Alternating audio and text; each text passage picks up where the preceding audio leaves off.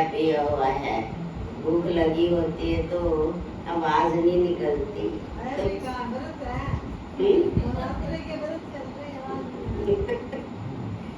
अच्छा अच्छा है आप सबका, चाहे मेहमान आए हुए हैं चाहे कोई भी है, सब बाबा के बच्चे हैं।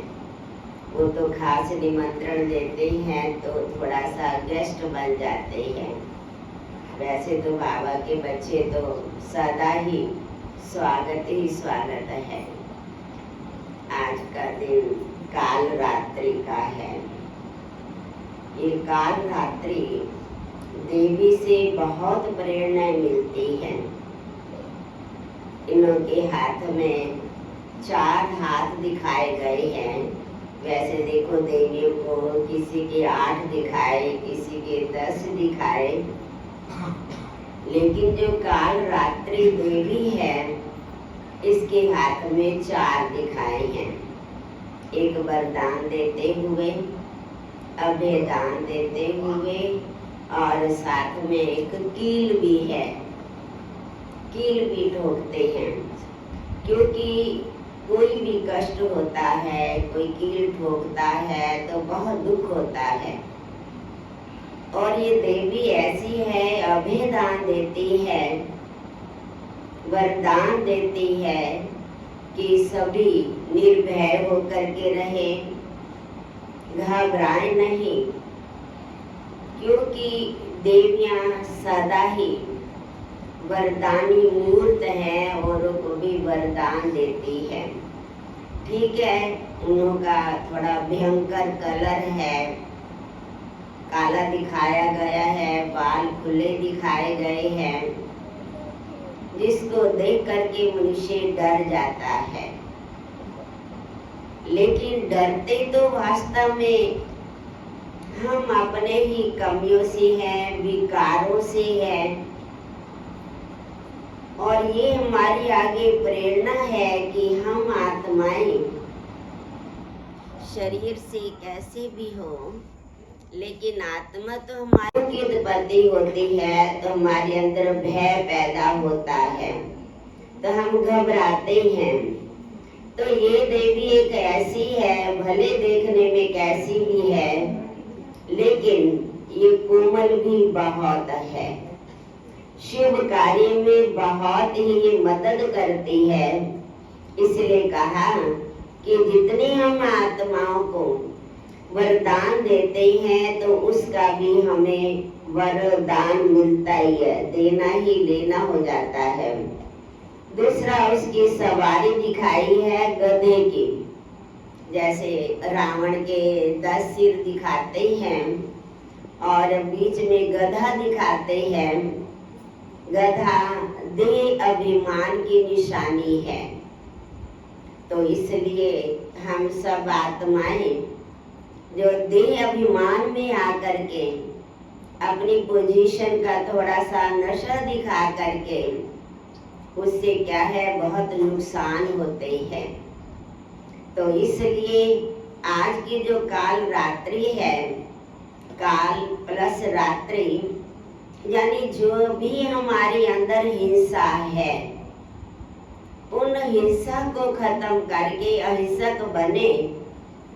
जो काल रात्रि को नाम से जैसे कि डर लगता है, उसको हम सतयुग की ओर अपने गुण धारण करके, अपने विचारों को चेंज करके हम स्वर्ग में जाने के लायक बने।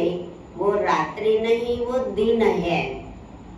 तो इसलिए काल रात्रि को शुभकारी भी कहते हैं।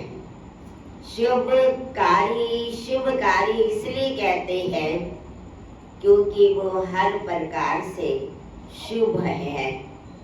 यानी हम जितना भगवान को याद करते हैं तो शुभ ही शुभ होता है। अकल्याण भी तब होता है जब अशुभ होता है।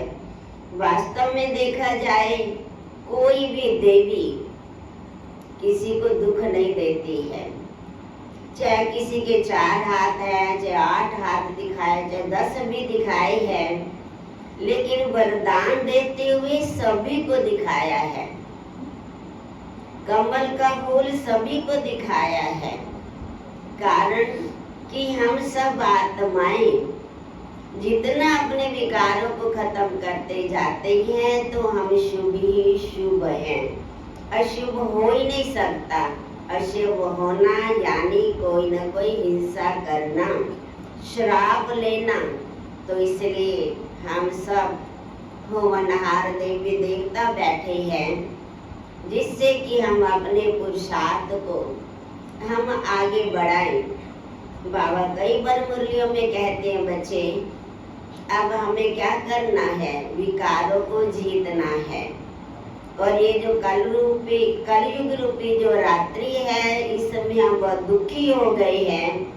अब उसको हमें स्वर्ग लाना है। तो हम स्वर्ग कैसे लाएंगे? अपने विचारों को चेंज करने से।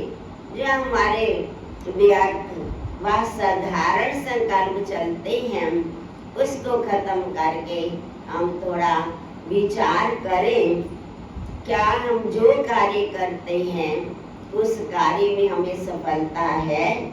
नहीं है तो इसका मतलब ये है कि हमारे अंदर कमी है, तो हम सतयुग में कैसे जाएंगे? तो ये देवी भी हमें प्रेरणा देती है। बहुत कोमल भूत प्रेत जो भी है, उसको हम यदि देखें वो सब खत्म हो जाते हैं।